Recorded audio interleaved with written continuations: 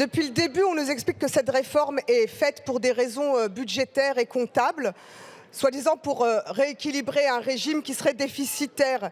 Moi, je tiens à vous dire une chose. En supprimant le régime spécial de la RATP, vous allez créer du déficit en cascade. Et en réalité, ce n'est même pas moi qui le dis. C'est le directeur de la caisse de retraite de la RATP. Il explique ainsi que votre réforme de suppression de ce régime va provoquer, à partir d'octobre 2023, 20 à 25 millions d'euros de déficit supplémentaire sur ce régime.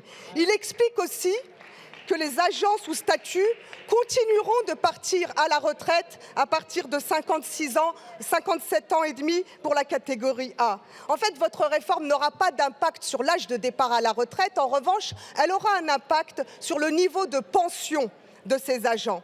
Et l'État, lui, il sera obligé de compenser le déficit supplémentaire. Ce déficit est déjà de 780 millions d'euros par an. Il va passer à 1,2 milliard d'euros d'ici 4 ans. En résumé, en supprimant le régime spécial de la RATP, vous allez provoquer des déficits en cascade. Vous allez creuser le déficit de ce régime spécial qui va continuer de fonctionner pour ceux qui en sont encore bénéficiaires. Vous allez baisser le niveau de pension et en plus, vous allez accroître le déficit de l'État.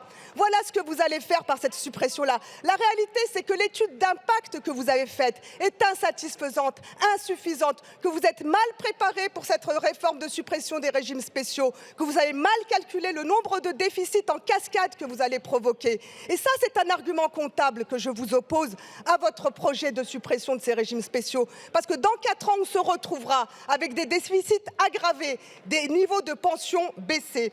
Cette suppression des régimes spéciaux, en particulier du régime spécial de la RATP, est injuste, elle est inutile, elle est coûteuse et elle va décourager de très nombreux futurs employés de rejoindre ce service public. Merci, Madame la députée.